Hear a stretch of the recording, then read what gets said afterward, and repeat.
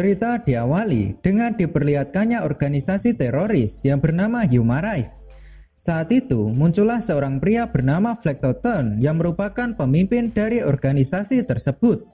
Di sana Flecto menjelaskan kepada para anggotanya kalau bakat bukanlah berkah bagi umat manusia, tetapi justru menjadi awal dari kehancuran. Hal itu dia katakan karena Flecto mempercayai tentang adanya buku teori kiamat bakat, yang mana dalam buku itu dijelaskan kalau saat ini generasi manusia terus berlanjut dan bakat akan terus berevolusi hingga tak ada yang bisa mengendalikannya lagi. Karena hal itulah Flecto menganggap kalau bakat adalah penyakit yang menjangkiti umat manusia, dan ia pun akan mulai bertindak untuk menyingkirkan bakat dari muka bumi. Setelah mengatakan semua hal itu, Flecto mulai menjalankan rencananya dengan meledakkan trigger bom di sebuah kota dan menyebabkan para pengguna bakat menjadi hilang kendali serta menghancurkan kota tersebut. Hingga pada akhirnya setelah kejadian mengerikan yang disebabkan oleh organisasi Humarize, para hero mulai bertindak untuk menghentikan organisasi tersebut, yang mana mereka semua diberikan misi untuk menyebar ke dalam 25 negara dan mencari markas cabang dari organisasi Humarize agar bisa mengamankan semua trigger bom sebelum diledakkan. Di dalam misi ini, para siswa dari Akademi UE akan masuk ke dalam tim sebagai anggota magang, sehingga mereka juga ikut menyebar ke beberapa negara berbeda. Salah satunya adalah Ocean yang berada di bawah agensi Endeavor, yaitu Deku, Bakugo, dan juga Shoto. Lalu terlihat para hero yang berada di Ocean sudah sampai di markas organisasi Humarize. Saat itu mereka langsung terjun dari pesawat untuk melakukan pencarian trigger bom sekaligus menangkap para anggota Humarize.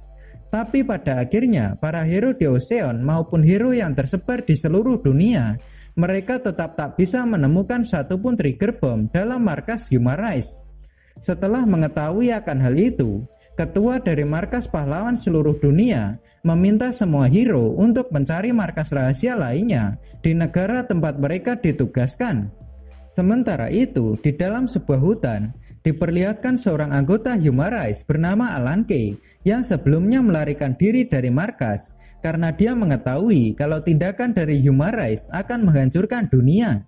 Sehingga ia pun berniat untuk menyerahkan sebuah koper yang berisi rahasia dari Humarize kepada para hero.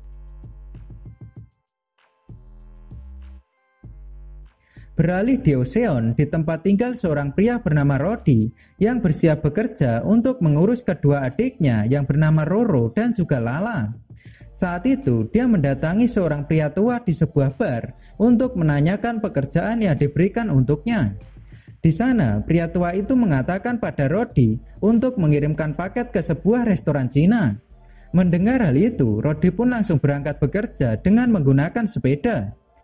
Di lain tempat, Deku, Bakugo, dan juga Shoto tengah berbelanja di dalam kota Ocean karena peringkat mereka paling rendah di dalam tim.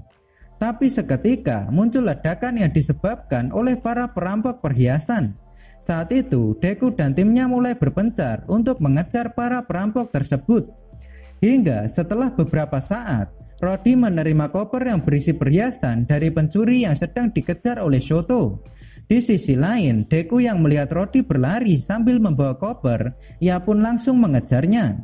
Tapi karena Rodi yang sudah hafal dengan jalan di kota Ocean, akhirnya dia mampu membuat Deku kesulitan menangkapnya. Pada saat yang bersamaan, diperlihatkan Alan Kay yang sedang dikejar oleh Beros, sehingga mengakibatkan mobil yang dikendarainya mengalami kecelakaan dan membuat koper miliknya terjatuh. Karena hal itulah, Rodi yang berada di dekat lokasi kecelakaan, ia pun menjatuhkan koper yang dibawanya juga, sehingga dia tanpa sadar kalau Rodi sudah mengambil koper milik Alan Kay. Sesaat setelah kejadian itu, Rodi langsung pergi menuju stasiun kereta bawah tanah untuk melarikan diri dari Deku. Tapi pada akhirnya Deku yang pantang menyerah, ia pun berhasil memojokkan Rodi di stasiun tersebut. Di sana, Rodi masih ingin membela diri dengan mengatakan kalau dia hanya buru-buru bekerja. Tapi Deku yang masih tak percaya, ia pun berusaha untuk merebut koper dari Rodi. hingga terjadilah perebutan koper di antara mereka berdua yang menyebabkan koper tersebut terlempar. Saat itulah keduanya terkejut ketika melihat isi dari koper itu bukanlah perhiasan. Di sisi lain, diperlihatkan Beros yang marah akibat kesalahannya dalam mengambil koper, sehingga ia pun langsung menghubungi Flekto untuk melaporkan kegagalannya dalam mendapatkan koper yang dibawa oleh Alan Kay. Setelah mendengar laporan dari Beros, Flekto mengatakan kalau dia juga akan bertindak serta meminta Beros untuk melanjutkan pelacakan. Kembali ke tempat Deku yang sedang meminta maaf pada Rodi karena kesalahannya. Tapi saat itu Rodi malah ketakutan karena koper yang berisi perhiasan telah hilang. Kemudian ia pun langsung menduga kalau kopernya sudah tertukar ketika terjadi kecelakaan. Sehingga Rodi pun berniat kembali ke lokasi itu untuk mencarinya. Tapi setelah keluar dari stasiun bawah tanah, Rodi langsung dicegat oleh gerombolan polisi yang langsung menembakinya dengan pistol. Melihat situasi itu, Deku bergegas menyelamatkan Rodi dengan membawanya melarikan diri dari sana. Lalu terlihat Deku menggunakan bakatnya untuk kabur dari kejaran polisi, hingga pada akhirnya Deku berhasil lolos dari para polisi ketika menaiki gerbong kereta yang sedang berjalan. Namun seketika muncul serangan panah dari Beros yang terus mengejar Deku dan juga Rodi. Saat itu Deku yang merasa terpojok, ia pun memilih untuk masuk ke dalam laut untuk melarikan diri dari Beros. Hingga setelah beberapa saat berlalu, Deku langsung menghubungi Shoto untuk menjelaskan situasi. Tapi saat di tengah penjelasan, muncul sebuah berita kalau Deku dianggap sebagai tersangka kasus pembunuhan berantai, sehingga membuatnya menjadi buronan di seluruh dunia. Di saat yang bersamaan, teman-teman Deku yang bertugas di negara lain langsung terkejut ketika melihat berita tentang Deku. Namun, mereka tetap yakin kalau Deku tak akan pernah melakukan hal semacam itu. Sehingga mereka pun berpikir kalau ada sesuatu di balik semua kejadian tersebut. Kembali ke tempat Deku yang sedang berbincang dengan Rodi. Di sana, Deku mengatakan kalau para polisi tidak peduli dengan hidup dan mati mereka berdua. Sehingga dengan kata lain, para polisi sedang mengincar koper yang dibawa oleh Rodi. Mendengar hal itu, Rodi berniat untuk menyerahkan koper pada kepolisian untuk menyelesaikan masalah. Tapi Deku menolak karena adanya kemungkinan kalau koper itu terlibat dalam kasus tertentu. Sehingga Deku memilih untuk melarikan diri ke dalam negara tetangga, yaitu Kleido. Rodi yang tak punya pilihan lain, ia pun juga mengikuti Deku untuk pergi ke Kleido. Di lain tempat, Endeavor datang ke kantor kepolisian Ocean untuk meminta bukti kalau Deku melakukan pembunuhan berantai. Tapi di sana, Komisaris Jenderal Kepolisian tak mau menjelaskan penyelidikannya karena Endeavor adalah hero yang datang dari Jepang seperti Deku. Karena hal itulah, Endeavor langsung pergi dengan rasa sedikit kesal. Lalu diperlihatkan kalau Komisaris Kepolisian ternyata adalah bagian dari organisasi Human Rights. Sementara itu, di dalam hotel tempat menginap para hero di Ocean, Shoto mendapatkan laporan dari Clear tentang kecelakaan beberapa waktu yang lalu. Di sana, Clear menjelaskan kalau penumpang mobil itu adalah anggota Human Rights yang bernama Alan Kay. Tapi saat ini, dia tengah berada di rumah sakit karena sedang terluka parah. Lalu seketika, Shoto mendapatkan kode pesan dari Deku, yang artinya dia sedang menuju ke Kleido. Setelah membaca pesan tersebut, Shoto langsung pergi bersama Bakugo untuk pergi menyusulnya ke Kleido. Hal itu dia lakukan karena Shoto sudah menyadari kalau koper yang berisi perhiasan dan koper anggota Human Rights telah tertukar. Sehingga Shoto menganggap kalau Deku dikejar karena adanya koper itu. Dan dengan kata lain, koper itu berisi hal penting dari organisasi Human Rights. Setelah mendengar penjelasan dari Shoto, Bakugo menyadari tentang adanya anggota kepolisian yang sudah menjadi bagian dari Human Rights. Kembali ke tempat Deku yang sedang beristirahat di dalam gubuk bersama dengan Rodi. Saat itu, Rodi teringat tentang masa lalunya yang bahagia bersama ayah dan juga adik-adiknya. Tapi seketika kebahagiaan itu langsung musnah ketika ayahnya menjadi bagian dari Human Rights. Karena hal itulah Rodi dan kedua adiknya diusir serta dikucilkan dari masyarakat. Setelah teringat akan kejadian itu, Rodi memutuskan untuk memanggil polisi dan menyerahkan koper yang dibawanya. Hingga setelah beberapa saat, muncullah helikopter yang datang ke tempat Rodi. Tapi ternyata yang datang bukanlah polisi, melainkan seorang anggota Human Rights bernama Sidero. Saat itulah Sidero ingin membunuh Rodi demi membungkamnya. Namun seketika Deku langsung datang untuk menyelamatkan Rodi dari serangan Sidero. Setelah itu, Deku berlari ke arah Rodi untuk melindunginya dari serangan panah milik Beros. Karena tindakannya itu, Deku terluka oleh panah Beros. Sehingga akhirnya dia menggunakan teknik smash untuk mengalihkan perhatian musuh, agar Deku bisa melarikan diri sambil membawa Rodi serta koper yang dibawanya.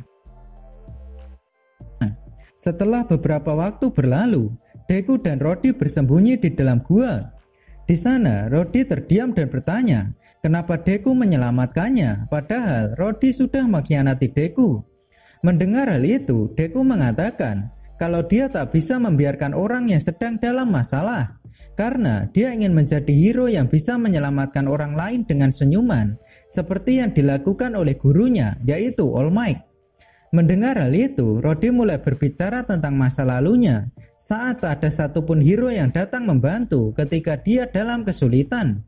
Oleh sebab itu, Rodi mulai berpikir kalau hero hanya mau menyelamatkan orang demi uang. Tapi setelah mendengar perkataan dari Deku, ia pun menyadari kalau masih ada hero yang baik sepertinya. Hingga ketika berakhirnya perbincangan, Rodi menjadi semakin akrab dengan Deku, dan dia juga mengenalkan seekor burung yang selalu bersamanya, yaitu Pino. Waktu pun berlalu ketika pagi hari, yang mana Rodi meminjam sebuah mobil dari peternakan untuk melanjutkan perjalanan ke Kleido. Tapi setelah berhari-hari melakukan perjalanan, mobil yang dibawa Rodi sudah kehabisan bahan bakar di sebuah jurang. Pada saat yang sama, terdengar suara helikopter yang dinaiki oleh Beros dan juga Sidero. Saat itu, Beros kembali menyerang dengan serangannya hingga menyebabkan bebatuan menjadi runtuh.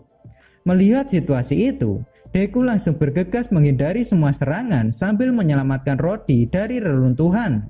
Sesaat kemudian, Deku berbalik menyerang ke arah helikopter hingga membuat helikopter itu menjadi hilang keseimbangan. Lalu terlihat Deku terjatuh bersama dengan Rodi setelah menyerang balik. Di sana Rodi kehilangan koper, ia pun berniat mengambilnya. Namun seketika Sidero melancarkan serangannya hingga membuat Rodi terjatuh ke dalam jurang. Tapi untungnya Shoto datang tepat waktu untuk menyelamatkan Rodi sekaligus mengunci Sidero di depannya. Karena hal itulah Sidero ketakutan melihat kekuatan dari Shoto, sehingga ia pun memilih untuk menyerah. Dan dia juga bersedia untuk memberikan informasi yang dibutuhkan. Tapi seketika Beros langsung menyerang Sidero dengan panahnya ketika Sidero berkhianat. Di sisi lain, Bakugo melancarkan serangan untuk mendekati helikopter yang dinaiki oleh Beros. Hingga pada akhirnya dia berhasil mencapai helikopter tersebut dan meminta Beros untuk menyerah. Namun saat itu Beros yang sudah terpojok, ia pun lebih memilih terjun dari helikopter daripada menyerah pada Bakugo. Setelah berakhirnya pertarungan, Shoto membawa koper ke tempat Deku. Di sana, Deku menemukan tempat rahasia yang terletak di bawah koper. Lalu ketika mereka membukanya, ternyata ada sebuah puzzle yang tersembunyi di dalamnya. Melihat situasi itu, mereka pun berusaha untuk membuka puzzle tersebut. Namun tak ada yang bisa memecahkannya. Saat itulah Rodi teringat kalau dulu dia sudah pernah memainkan puzzle saat dia masih kecil, sehingga dia akhirnya berhasil memecahkan puzzle tersebut. Lalu terlihat ada sebuah benda aneh beserta sebuah chip informasi di dalam puzzle itu. Beralih di markas Human Rights, saat itu Flecto mendapatkan laporan dari komisaris kepolisian kalau koper yang dicarinya berada di Kleido, sehingga dia tak bisa melakukan pencarian lagi. Mendengar hal itu, Flecto menganggap kalau para pembawa koper itu tak akan melakukan apapun jika mereka berada di Kleido. Sehingga Flecto pun berniat untuk langsung menjalankan rencananya. Saat itulah Flecto mengaktifkan semua trigger bomb serta mengumumkan siaran di internet untuk memberitahukan pada para hero kalau dia sudah bertindak dalam melawan para pengguna bakat. Dalam siaran itu, Flekto juga mengungkapkan kalau trigger bom akan meledak dalam waktu 2 jam. Tapi dia juga akan memberi ampun dengan memberitahukan lokasi mana yang sudah dipasangi oleh trigger bom. Setelah mendengar perkataan dari Flekto, ada yang menganggap kalau semua itu adalah jebakan untuk para hero. Tapi All Might yang berada di markas, ia pun mengatakan kalaupun itu memang jebakan, mereka tetap tak bisa diam saja. Mendengar perkataan dari All Might, Ketua Markas Pahlawan Dunia meminta semua hero untuk bersiap di posisi mereka. Lalu terlihat para hero pun langsung menyebar ke lokasi yang menjadi tempat peledakan trigger bom. Di sana mereka mulai bertindak untuk mengevakuasi para penduduk di sekitar lokasi peledakan. Beralih di sebuah hotel di Kleido. Di sana Deku dan yang lain mulai membuka chip informasi. Lalu terlihat muncul sebuah rekaman dari Alan Kay yang menjelaskan tentang rencana Flekto yang berniat untuk memusnahkan para pro hero. Karena dengan begitu masyarakat akan menjadi lumpuh, sehingga dia memanfaatkan keributan untuk membasmi semua pemilik bakat di muka bumi. Kemudian Alan melanjutkan kalau tujuan Flekto adalah untuk menciptakan dunia baru tanpa adanya bakat. Dan di akhir rekaman itu, Alan Kay meminta para hero untuk menyelamatkan dunia dengan menggunakan kunci yang sudah dibuat oleh Eddie Soul hingga merenggut nyawanya. Saat itulah Rhodey meneteskan air mata karena Eddie Soul adalah ayahnya. Sementara itu, Shoto berniat untuk mengirimkan informasi pada markas untuk meminta para hero agar mundur. Karena saat ini, mereka sudah masuk ke dalam jebakan Flekto yang akan melenyapkan para pro hero. Tapi seketika Bakugo langsung menyela kalau tindakan itu tak bisa dilakukan. Lalu Deku mulai berpikir kalau para hero tak akan bisa melarikan diri dan meninggalkan orang-orang yang membutuhkan bantuan. Setelah beberapa saat berdiskusi, Deku dan yang lain mulai berencana untuk menghentikan bom dengan kunci yang dibuat oleh Eddie Soul. Sehingga mereka pun mulai mencari markas utama Humarise. Tapi ternyata jaraknya terlalu jauh, yaitu 400 km. Melihat situasi itu, Rhodey memiliki sebuah ide untuk membawa Deku dan yang lain dengan menggunakan pesawat, walaupun dia hanya mengetahui tentang dasarnya saja. Saat berada di dalam perjalanan, Shoto mengirimkan informasi pada markas kalau dia serta Bakugo dan juga Deku sudah berhasil menemukan kunci untuk menghentikan semua trigger bom. Dan sekarang mereka sedang menuju sistem pusat trigger bom yang berada di dalam fasilitas tersembunyi Humarise. Di sisi lain, para hero di seluruh dunia sedang berjuang keras untuk menemukan semua trigger bom yang disembunyikan oleh Flekto. Namun seketika, para anggota Humarise datang untuk menghalangi tugas para hero. Kembali ke dalam pesawat yang dikendarai oleh Rhodey. Di sana, Deku dan yang lain sudah sampai di markas tersembunyi Humarise. Saat itu, mereka langsung terjun dari pesawat karena tak ingin melibatkan Rhodey. Kemudian terlihat para anggota Humarise menyambut kedatangan Deku dan yang lain dengan serangan peluru, hingga terjadilah pertarungan di antara mereka semua. Tapi setelah berhasil mengalahkan banyak anggota Humarise, Bakugo dihadang oleh villain bernama Serpenters, hingga terjadilah pertarungan di antara mereka. Sementara itu, Deku dan Shoto melanjutkan perjalanan untuk memasuki pusat sistem trigger bom. Tapi mereka berdua mulai terdesak karena anggota Humarise terus berdatangan. Sehingga Shoto pun memilih untuk tinggal dan meminta Deku melaju ke depan karena sudah tak ada waktu lagi. Lalu terlihat Shoto langsung menggunakan serangan gabungan api dan esnya untuk mengalahkan para anggota Humarise. Tapi seketika muncul seorang villain bernama Leviathan di hadapan Shoto. Saat itulah Shoto mulai menyerang dengan api dan esnya.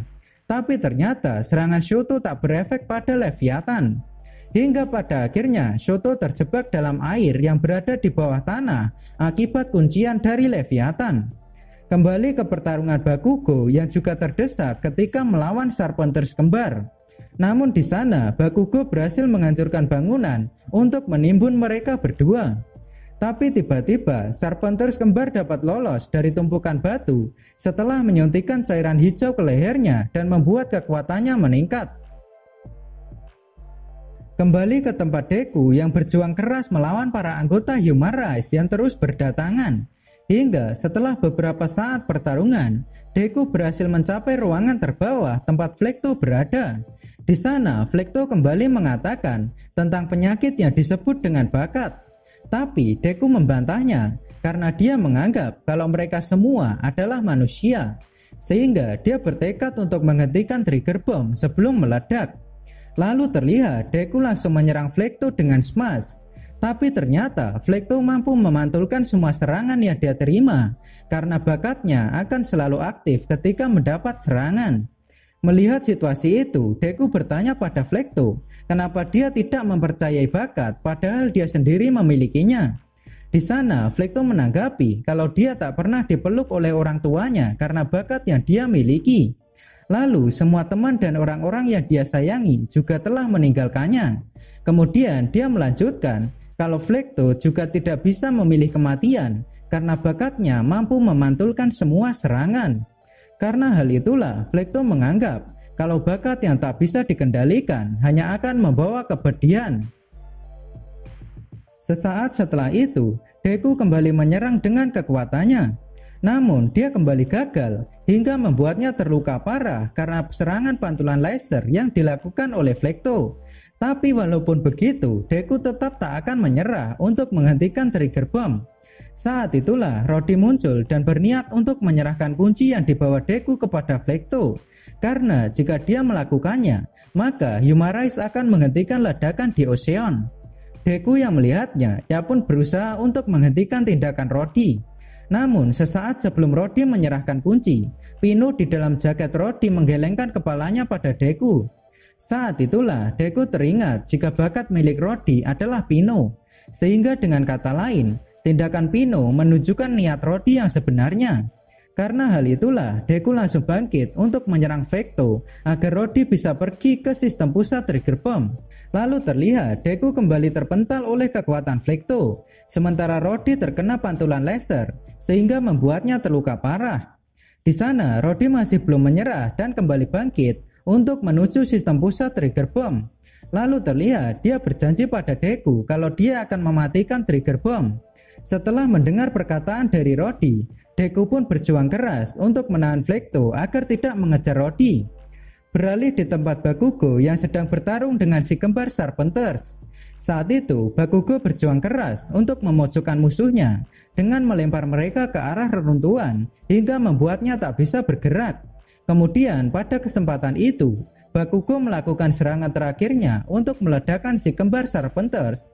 Lalu terlihat pertarungan berakhir dengan kemenangan Bakugo. Beralih di tempat Shoto yang masih terperangkap oleh kuncian Leviathan. Tapi pada akhirnya Shoto berhasil lolos ketika jatuh menuju air terjun. Saat itu Shoto langsung membekukan Leviathan dengan kekuatannya. Tapi ternyata Leviathan mampu mengendalikan api untuk melepaskan dirinya dari pembekuan. Melihat situasi itu, Shoto pun berpikir untuk melakukan serangan api terkuatnya pada Leviathan. Hingga pada akhirnya Shoto berhasil mengalahkan Leviathan, walaupun dia juga harus pingsan karena kelelahan. Di lain tempat, Rodi sudah sampai di sistem utama trigger bomb.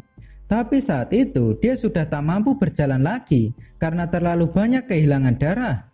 Sehingga Rodi terbaring sebelum menancapkan kunci pada sistem pusat trigger bomb. Kembali ke tempat Deku yang terluka parah saat bertarung dengan Flekto. Hingga ketika di tengah pertarungan, Deku menyadari kalau serangan pantulan Flekto menjadi berkurang. Sehingga Deku pun berpikir kalau bakat milik Flekto memiliki batas pemakaian. Saat itulah Deku langsung melakukan serangan beruntun untuk melampaui batas tersebut. Lalu terlihat Deku melakukan serangan terakhirnya hingga berhasil mengalahkan Flekto. Setelah berakhirnya pertarungan, Deku langsung bergegas berlari menuju sistem utama trigger bomb. Sesampainya di sana, Deku melihat Rodi yang terbaring dengan luka parah di tubuhnya.